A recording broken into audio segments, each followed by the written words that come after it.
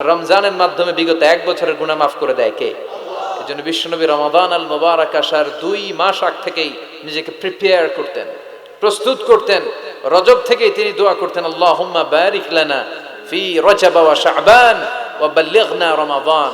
আল্লাহ তুমি রজব শাবানে বরকত দাও, রমজান মাস আমাদেরকে পৌঁছিয়ে দাও। পড়েন আমিন। এখন যে মাসটা আমরা কাটাচ্ছি কি মাস? এই মাস থেকে বিশ্বনবী নিজেকে প্রিপেয়ার করতেন। আর শাবান মাসে বিশ্বনবী সবচাইতে বেশি নফল রোজা রাখতেন।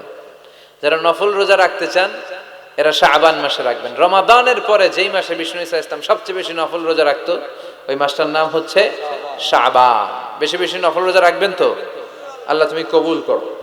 রজব শাবানে বরকতে দাও, রমজান মাসে গুনাহ ঝড়াও, সপ্তাহ জুড়ে তুমি বরকতে দাও, জুমার দিনেতে গুনাহ ঝড়াও, রজব শাবানে বরকতে দাও, রমজান মাসে গুনাহ ঝড়াও। পড়েন আমিন। এই জুমার মাধ্যমে বিগত সপ্তাহের গুনাহগুলোকে ঝরিয়ে আপনার নিষ্পাপ করে দেয় কে? আর তাহলে জুমার দিনের আলাদা স্পেশালিটি আছে না নাই? আবার বিশ্বনবী জুমার দিনকে লক্ষ্য করে বললেন, আল জুমআতু ইলাল জুমআ কাফারাতুন লিমা বাইনাহুমা। এক জুমা থেকে আরেক জুমার মাঝখানে যে 7টা দিন আছে, জুমার কারণে 7 দিনে যে গুনাহগুলো হয় গুনাহগুলো জড়িয়ে দেয় কে? এই জুমার দিনের মর্যাদাটা আল্লাহ তাআলা সর্বপ্রথম ইহুদিদের দিতে চেয়েছিল। কাদেরকে? কথা বলেন। ওরা এটা নেয় নাই। ওরা নিজেদের জন্য শনিবারকে ওদের অ্যাসেম্বলি ডে বানিয়েছে। ওরা বলেছে না, আমরা শনিবারে ইবাদত করব। এই দিনটা আল্লাহ তাআলা নাসারাদেরকে দিতে চেয়েছে, তারাও নেয় নাই। তারা রবিবারকে তাদের ইবাদতের দিন হিসেবে চুজ করেছে। অবশেষে আল্লাহ তাআলা আমাদেরকে এই দিনটা দিতে চাইলেন, আমরা কোনো কথা ছাড়াই গ্রহণ করলাম আর ধন্য হয়ে গেলাম। ফাগাদান লিল ইয়াহুদ ওয়া বা'দা গাদিন লিন নাসারা। জুমার দিনটা আমাদের দিন, গাদান মানে তার পরের দিন শনিবার হচ্ছে ইহুদিদের জন্য, আর রবিবার হচ্ছে খ্রিস্টানদের জন্য। আর আমাদেরকে জুমার দিন দিয়ে খুশি হয়ে গেলেন কে? আবার বিশ্বনবী বললেন, জুমার দিনটা এমন দিন, এই দিনে আল্লাহর পক্ষ থেকে বিশেষ ফেরেশতারা মসজিদের সবগুলো দরজার মধ্যে দাঁড়িয়ে যায় এবং জুমার নামাজের আগ দিয়ে খতিব সাহেব আসার আগ পর্যন্ত লিখতে বসে যায়। কে কে মসজিদে ঢুকে নামগুলো তারা কাউন্ট করে, এন্ট্রি করে। সর্বপ্রথম জুমার সালাত আদায়ের জন্য যে মসজিদে ঢুকে, আল্লাহর রাস্তায় উট কুরবানি করলে যেই সওয়াব, ওই ব্যক্তির আমলনামায় আল্লাহ ওই সওয়াব দান করে দেয়। সর্বপ্রথম জুমার দিন যে মসজিদে ঢুকে ফালাহুল বুদনা, তার জন্য থাকে একটা উট কুরবানির সওয়াব। ওনার পরে যে ঢুকবে ফালাহু বাকারা, তার জন্য গরু কুরবানির সওয়াব। 3 নম্বরে যে ঢুকবে ফালাহুল কাবশা, তার জন্য ছাগল কুরবানির সওয়াব। 4 নম্বরে যে ঢুকবে তার জন্য ফালাহু আদ-দাজাজা, মুরগি কুরবানির সওয়াব। 5 নম্বরে যে ঢুকবে তার জন্য আল বাইদা, ডিম কুরবানির সওয়াব। সুবহানাল্লাহ পড়ে। এরপরে ইমাম সাহেব যখন খুতবা দেওয়ার জন্য চলে আসে, ফেরেশতারাও বসে যায়, খুতবা শুনতে শুরু করে। সুবহানাল্লাহ পড়ে। তাহলে এই জুমার দিনের আলাদা সিগনিফিকেন্স আল্লাহর কাছে আছে না নাই? বেশি না কম? আলহামদুলিল্লাহ যে এই দিনটাকে আমরা ছুটির দিন হিসেবে পেয়েছি। 1984 সালে তৎকালীন প্রেসিডেন্ট হুসাইন মোহাম্মদ এরশাদ সাহেবের নাম শুনছেন? হ্যাঁ, উনি এটাকে রাষ্ট্রীয়ভাবে জুমার দিন হিসেবে ঘোষণা করেছিলেন।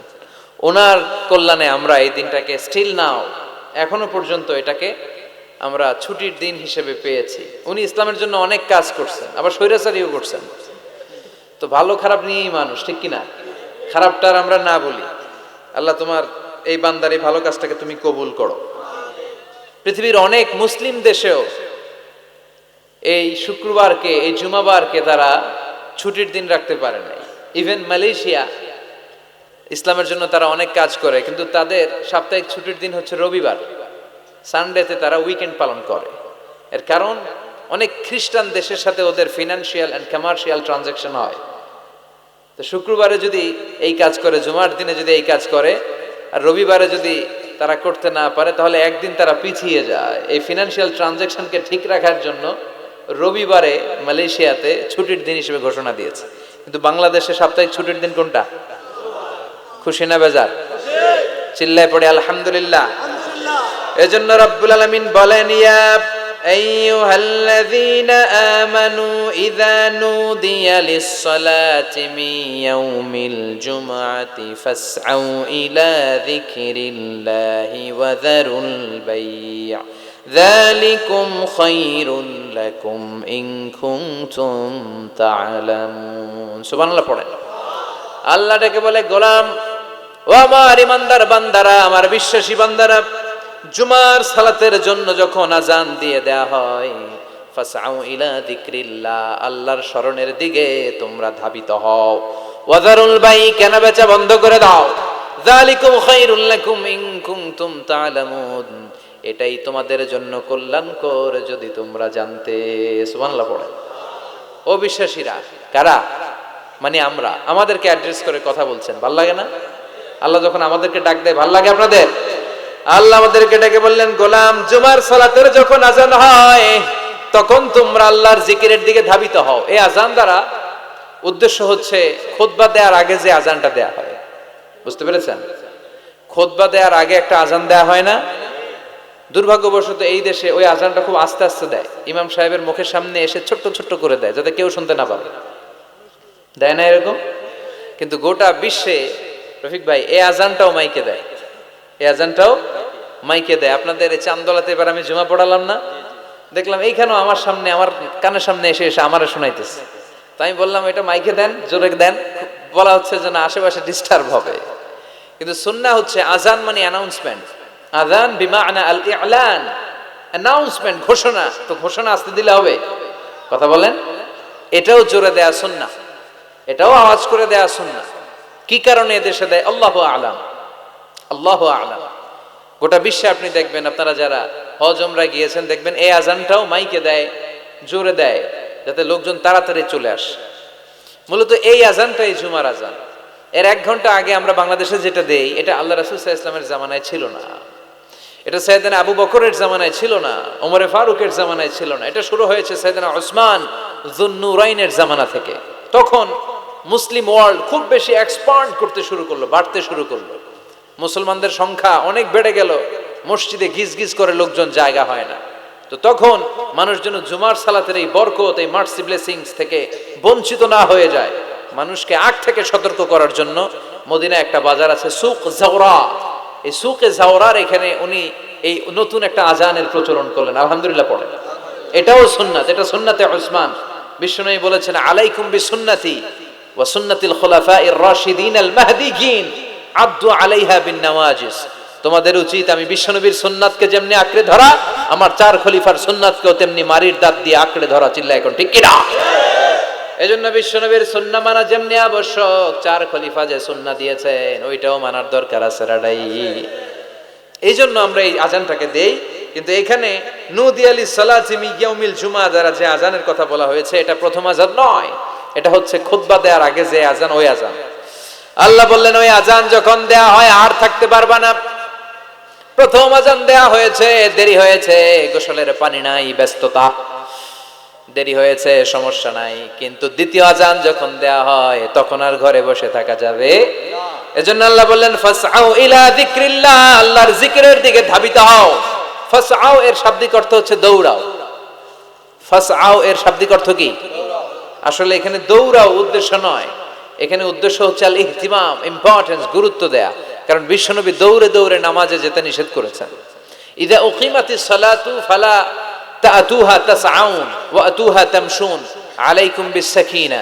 ফামা আদরাকতুম ফাসাল্লু ওয়া মা ফাতাকুম ফাতিমু বিশ্বনবী বলেছেন নামাজের জামাতের ইকামত যখন হয়ে যায় খবরদার দৌড়ে দৌড়ে নামাজে যাওয়া যাবে আস্তে আস্তে যাও হেঁটে হেঁটে যাও ফামা আদরাকতুম ফাসাল্লু যতটুকু যে পাবে আদায় করবে যেটা ছুটে যাবে দাঁড়িয়ে নিজে নিজে পড়বে কবুল করে নেয়ার মালিক কে নামাজের জামাত দেখে দৌড় দিবেন কিভাবে যাবেন আস্তে আস্তে আপনি দৌড়ে দৌড়ে গেলে আপনার ব্রেথ ইন ব্রেথ আউট হাঁপানির ব্যারাম হবে নামাজে যদি আপনি হাঁপাতে থাকেন এটা সুন্দর লাগবে আপনি কার সামনে দাঁড়াচ্ছেন সব রাজার বড় রাজা মহারাজা চিল্লা এখন ঠিক কিনা তার সামনে দাঁড়িয়ে হাঁপানির ব্যারাম দেখানোর কোনো সুযোগ ধীরস্থির ভাবে যাবেন অনেকে এই কাজটা করে মাগরিবের নামাজ ইমাম সাহেব কেরাত ধরেছে ওয়াদ্দুহা ওয়াল লাইলি ইযা সাজা যারা ওযু করতেছে আমার নিজের দেখা যারা ওযু করতেছে এদের মুখস্থ এই সূরা তো এরা টের পাচ্ছে যে এখনই রুকুতে যাবে, আর দৌড় না মারলে রুকু ধরা যাবে।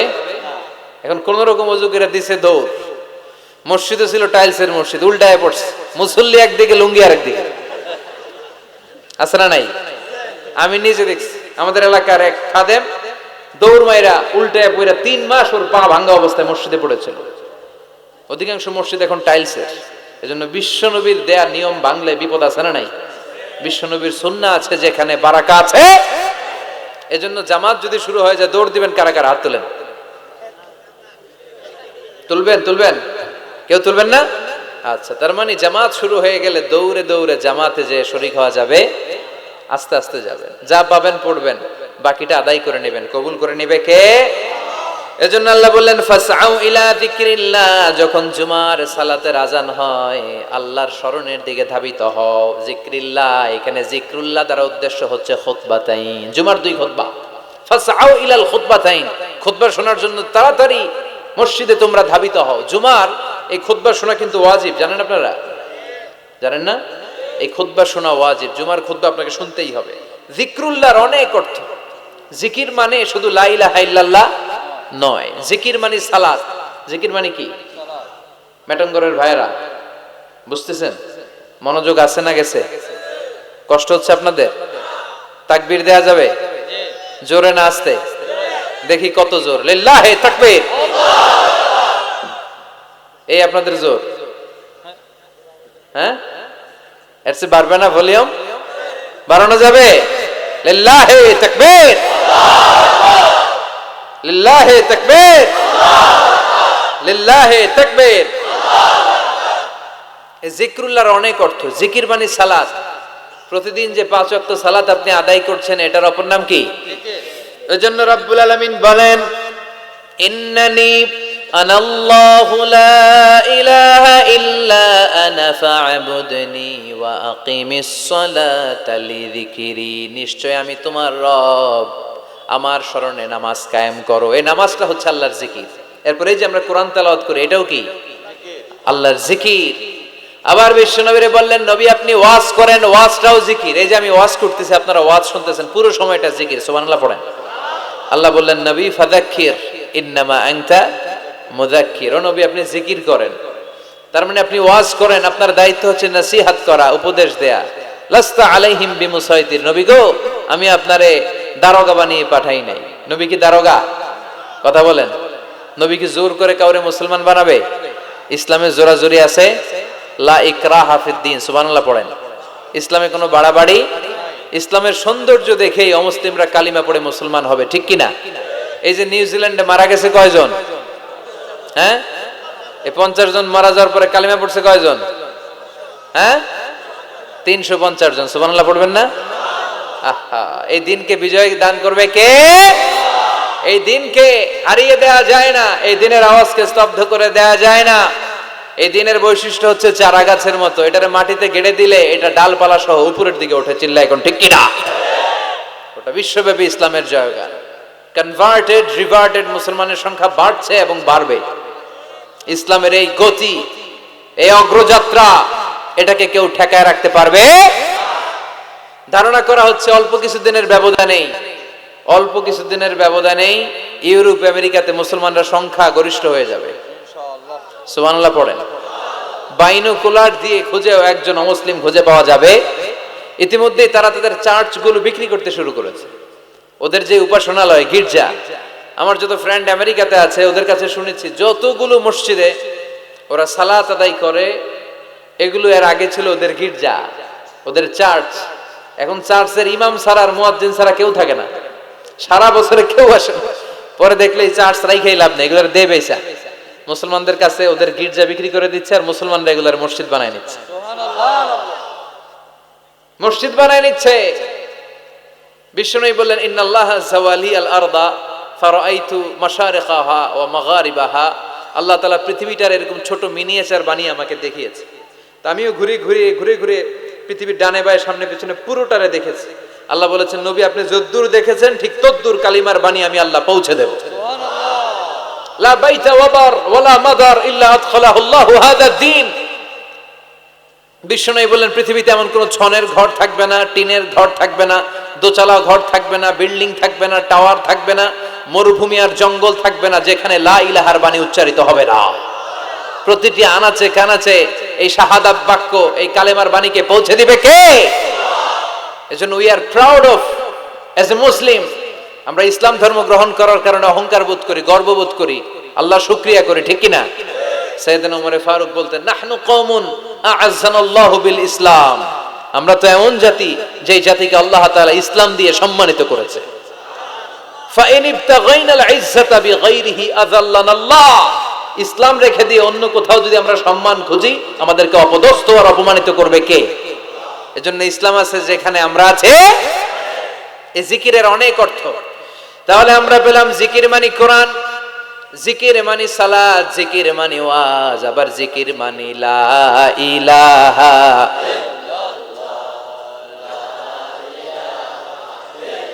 সুবহানাল্লাহ আলহামদুলিল্লাহ লা ইলাহা সুবহানাল্লাহ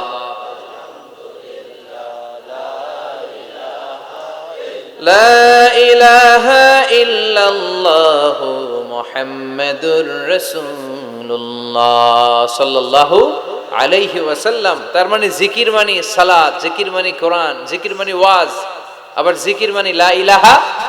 আফদালুয যিকরি লা ইলাহা ইল্লাল্লাহ। বিষ্ণু বললেন সবচেয়ে শ্রেষ্ঠ জিকির হচ্ছে লা ইলাহা ইল্লাল্লাহ। মান কালা লা ইলাহা ইল্লাল্লাহ মুখলিসান মিন কলবিহি দাখালাল জান্নাহ। ইখলাসের সাথে একবার যদি কেউ লা ইলাহা পড়ে, তার জন্য জান্নাতকে ওয়াজিব করে দিবে কে? আবার বিষ্ণু বললেন লা ইয়াজালু লিসানুকা রাতবান মিন যিকরিল্লাহ। আল্লাহর জিকির থেকে কখনোই যেন তোমরা খালি হয়ে না যাও, সবটা সময় আল্লাহর জিকির দিয়ে জিহ্বাটারে ভিজিয়ে রাখবা। সব সময় জিহ্বাটারে কার জিকির দিয়ে ভিজিয়ে রাখবো? আবার বিষ্ণু বলতেন আহাব্বুল কালাম ইলাল্লাহি আরবা। আল্লাহর কাছে সবচেয়ে প্রিয় কথা চারটি। এক হচ্ছে সুবহানাল্লাহ, দুই হচ্ছে আলহামদুলিল্লাহ, তিন হচ্ছে লা ইলাহা, চার হচ্ছে আল্লাহু আকবার। আওয়াজ করে বলেন তো, এক নম্বরে কোনটা? দুই নাম্বার, তিন নাম্বার, চার নাম্বার? সবাই আওয়াজ করে বলেন, এক নাম্বার, দুই নাম্বার, তিন নাম্বার, চার নাম্বার। আল্লাহ তোমার জিকির যেন বেশি বেশি করতে পারি, তুমি তৌফিক দাও। জিকির মানে সালাত, জিকির মানে কোরআন, জিকির মানে ওয়াজ, আবার জিকির মানে জুমার খুতবা। সুবহানাল্লাহ পড়েন। এখানে জিকরুল্লাহ দ্বারা উদ্দেশ্য হচ্ছে আল খুতবাতাইন ক্বাবলাল জুমা। জুমার আগে যে দুই খুতবা আছে, এই দুই খুতবাকে জিকরুল্লাহ বলে নামকরণ করেছে কে? এজন্য আল্লাহ ডেকে বললেন, গোলাম জুমার দিনে যখন আজান হয়, জুমার খুতবা শোনার জন্য তোমরা তাড়াতাড়ি যাও। ওয়াদারুল বাই, কেনা বেচা বন্ধ করে দাও। Shut down the supermarket, close the super mall.